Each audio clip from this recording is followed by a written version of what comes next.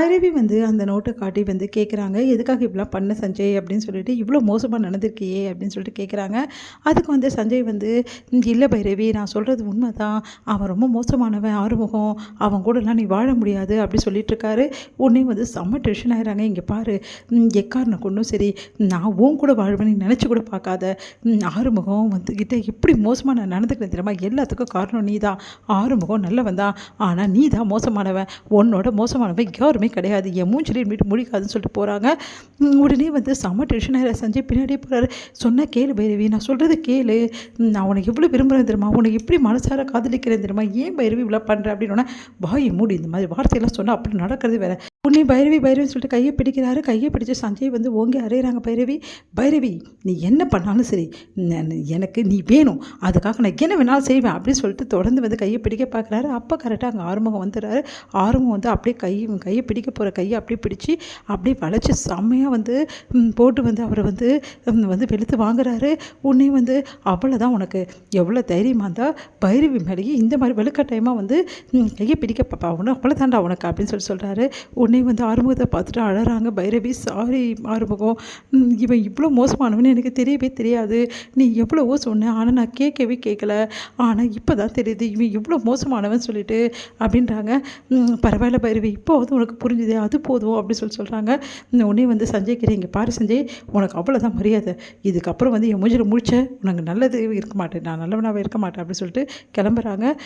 உடனே வந்து பைரவி வந்து போக பார்க்குறாங்க. அப்போ வந்து பைரவி, சரி பைரவி, நீ பத்திரமா கிளம்பு அப்படின்னோடனே கிளம்பலாம் அப்படின்றாங்க. அப்படியே ஒன்றும் புரியாமல் யோசிக்கிறாரு. நம்ம வீட்டுக்கு நம்ம போகலாம் அப்படின்றாங்க. அதுக்கிட்ட சந்தோஷம் தாங்க முடியல ஆறுமுகத்துக்கு. பைரவி, நீ சொல்கிறது உண்மையா அப்படின்னோடனே, ஆமாம் உண்மைதான், நம்ம வீட்டுக்கு நம்ம போகலாம், இதுக்கப்புறம் நான் நம்ம வீட்டில் தான் இருக்க போகிறேன், நான் எங்கேயும் போகிறதில்ல அப்படின்னோடனே சந்தோஷம் தாங்க முடியல. பைரவி அப்படி சொல்லிட்டு அப்படியே கையை பிடிக்க போகிறாரு.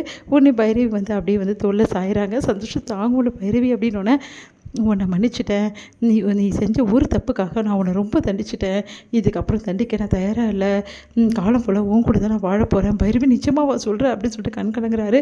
நிஜமாக தான் நான் சொல்கிறேன் அப்படின்றாங்க. சந்தோஷம் தாங்க முடியல நம்ம வந்து ஆறுமுகத்துக்கு.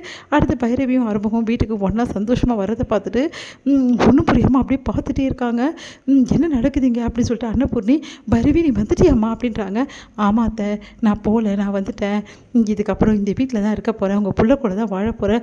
பைரவி, எப்படி பைரவி மனசு மாறினேன், எனக்கு எவ்வளோ சந்தோஷமாக இருக்குது தெரியுமா, இதோட சந்தோஷம் என்ன இருக்குது அப்படின்னு சொல்லிட்டு அப்படியே வந்து சொல்கிறாங்க. 2 பேருக்கு ஆசீர்வாதம் பண்ணுங்கள் அப்படின்னோடனே பைரவியும் ஆறுமுகம் வந்து காலில் விழுறாங்க. நீங்கள் 2 பேரும் சந்தோஷமாக காலம் ஃபுல்லாக சேர்ந்து வாழணும், சந்தோஷமாக இருக்கணும், எனக்கு இது போதும் அப்படின்னு சொல்லிட்டு அன்னபூர்ணி சொல்கிறாங்க. இங்கே சிந்து வந்து பைரவியும் வந்து ஆறுமுகம் வச்சாலும் ஒன்றா சேர்ந்துட்டாங்க, இதோட சந்தோஷம் என்ன இருக்குது அப்படின்றாங்க. சிவாவும் வந்துடுறாரு.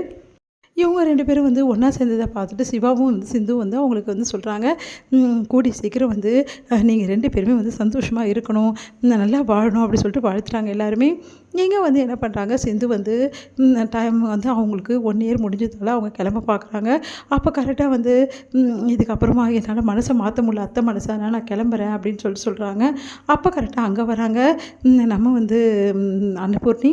சிந்து, நீ எங்கேயுமே போவேனா சிந்து அப்படின்னு ஒன்றும் புரியாமல் பார்க்குறாங்க. ஆமாம் சிந்துவை நான் ஏற்றுக்கிட்டேன், மனசார ஏற்றுக்கிட்டேன், அவள் மாறிட்டான்னு நான் புரிஞ்சுக்கிட்டேன், அதனால் சிந்து இதுக்கப்புறம் எங்கேயும் போவேனா, இதே வீட்டில் இருக்கலாம், எந்த பிரச்சனையும் இல்லை அப்படி சொல்லிட்டு அன்னபூர்ணி சொல்கிறாங்க. உண்மையாவா, நீங்கள் சொல்கிறது உண்மையாக பெரியம்மா அப்படி சொல்லிட்டு சிவா கேட்குறாரு. ஆமாடா உண்மைதான், சிந்துவை நான் மனசார ஏற்றுக்கிட்டேன், எனக்கு எந்த பிரச்சனையும் இல்லை இதுக்கப்புறம் அப்படின்னு சிந்து சந்தோஷம் தாங்க முடியல. உடனே பைரவி வந்து சிந்து அப்படி சொல்லிட்டு கட்டிக்கிறாங்க. உடனே வந்து பைரவின்னு சொல்லிட்டு சிந்துவும் கட்டிக்கிறாங்க. நீங்கள் 2 பேரும் சந்தோஷமாக வாழணும்னு இவங்க 2 பேரும் வந்து காலில் விழுந்து அன்னபூர்ணி காலில் விழுந்து ஆசீர்வாதம் வாங்கிக்கிறாங்க. எல்லாருமே ரொம்ப சந்தோஷமாக ஃபீல் பண்ணுறாங்க. இதுக்கப்புறம் சிந்துவும் பைரவியும் இந்த வீட்டோட எனக்கு அப்புறம் எல்லாத்தையும் இவங்க 2 பேர் தான் பார்த்துக்க போகிறாங்க அப்படின்னு சொல்லிட்டு எல்லாருக்கிட்டையும் சொல்லி ரொம்ப சந்தோஷப்பட்டுட்டு இருக்காங்க அன்னபூர்ணி.